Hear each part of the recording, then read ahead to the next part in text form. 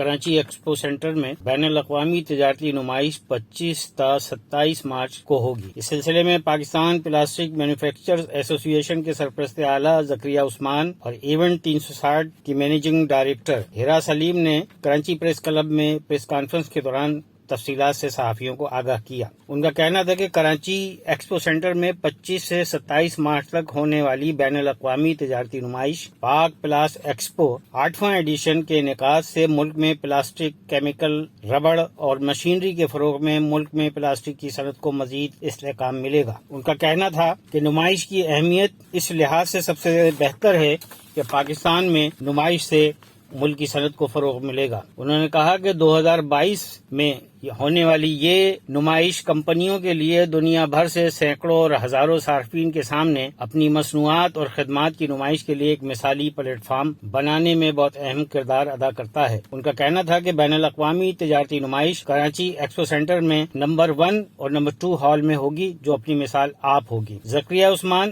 اور ہیرا سلیم نے مزید بتایا کہ پاک پلاس ایکسپو پلاسٹک، کیمیکل، ربڑ اور مشینری کی صنعتوں کے لیے پاکستان کی سب سے بڑی فلیگ شپ نمائش ہے۔ نمائش کے ایگزیبیٹر کو اپنے برانڈ کو ٹارگٹ مارکیٹ میں فروغ دینے میں مدد کرتی ہے۔ چیئرمین اخلاق احمد، سینئر وائس چیئرمین سید زاہد احمد، وائس چیئرمین علی محمد کنجی اور دیگر بھی موجود تھے۔ کیمرہ ٹیم کے ساتھ معین اللہ شاہ، CNBC سٹی نیوز کراچی۔ اس ویڈیو کو لائک کریں، ہمارے چینل کو سبسکرائب کر بیل آئیکن ضرور پریس کریں ہماری نیو ویڈیو سب سے پہلے دیکھنے کے لیے۔